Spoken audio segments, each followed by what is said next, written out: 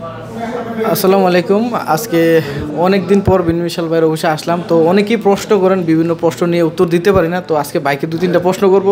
আপনারা যে উত্তরগুলো চাচ্ছেন সবসময় কমন প্রশ্নগুলোর উত্তর ইনশাল্লাহ ভাইয়ের কাছ থেকে সঠিক তথ্যটা পাইবেন।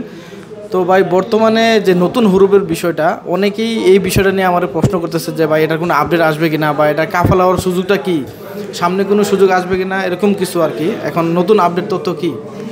সবাইকে ধন্যবাদ যারা যুক্ত হচ্ছেন।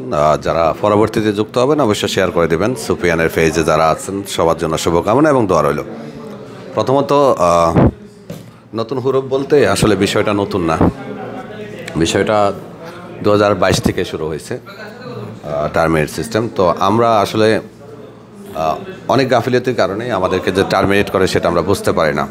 1 ঘন্টা খানিক আগেই আমাদের অফিসে একজন আসছে, তার কফিল তাকে টার্মিনেট করে 45,000 রিয়ালের একটা মামলা দিয়ে দিচ্ছে মিনিস্ট্রি অফ জাস্টিস থেকে। আমি আমার যারা দর্শক সুফিয়ানের ভিডিওটা দেখবেন এবং যারা সুফিয়ানের দর্শক আছেন সবার উদ্দেশ্যে বলি, মূলত প্রবাসীদেরকে টার্মিনেট করা হয় 80 এবং 81 ধারাতে, আর্টিকেল 80 এবং আর্টিকেল 81। আর্টিকেল 81-তে প্রবাসী চাইলে তার কোম্পানিকে টার্মিনেট করতে পারে, শ্রমিক। আর 80 ধারাতে আমাদের স্পন্সর যারা আছে তারা আমাদেরকে টার্মিনেট করতে পারে। 79-তেও টার্মিনেট করা যায়, আর এরপরে 78-এও টার্মিনেট করা যায়, 77-এও টার্মিনেট করা যায়। তো এই ধারাগুলোর মধ্যে এক একটাতে এক এক ধরনের সুবিধা উল্লেখ করা থাকে, আবার ঝামেলা উল্লেখ করা থাকে। আমরা যখন চুক্তি অ্যাকসেপ্ট করি, সেখানে যদি আপনার লেখা থাকে যে আপনি যদি কোম্পানির সময়ের আগে টার্মিনেট করেন, আমি কালকে একজনকে পাইছিলাম হাঙ্গার স্টেশনে মেবি কাজ করে, আই ডোন্ট নো। তো তার চুক্তির মধ্যে দেখলাম যে যদি প্রফেশনাল পিরিয়ডের পরে চুক্তির মেয়াদ থাকা অবস্থায় কোম্পানিকে টার্মিনেট করে 81 ধারাতে কর্মী, সেক্ষেত্রে কর্মী উল্টা কোম্পানিকে পার মান্থ হিসাব করে 5,000 রিয়াল করে দিতে হবে। এটা হলো আর্টিকেলগুলো নিয়ে আমি একটু কাজ করবো ইনশাল্লাহ খুব শীঘ্রই, যাতে আপনাদেরকে আরও প্রপার তথ্য দিতে পারি।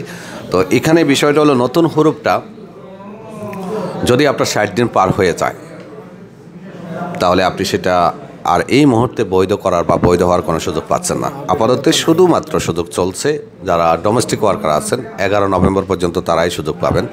অন্যথায় বাকি নতুন হুরুপ বলেন আর পুরাতন হুরুপ বলেন অথবা এক্সিট বলেন, কেউই এই মুহূর্তে বৈধ হওয়ার কোনো সুযোগ পাচ্ছেন না।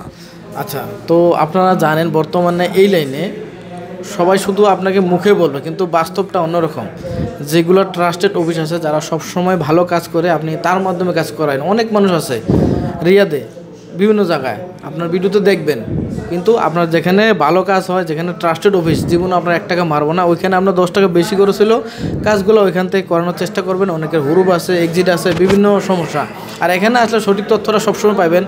বড় ভাই সৌদি আরবে অনেক দিন ধরে আছে, জানেন, তথ্যগুলো সবার আগে দেওয়ার চেষ্টা করে। ইনশাল্লাহ আমরাও আসি, যারা আছে ইনশাল্লাহ আমাদের কাছ থেকে অত্যন্ত সঠিক তথ্যটা এবং কি সঠিকভাবে কাজটা করে নিতে পারবেন। এখন অনেকেই যাদের হুরুপ আছে প্রশ্ন করতেন, তো আসলে আপাতত এটাই আপডেট। বর্তমানে এছাড়া আর কোনো আপডেট আসতেছে না।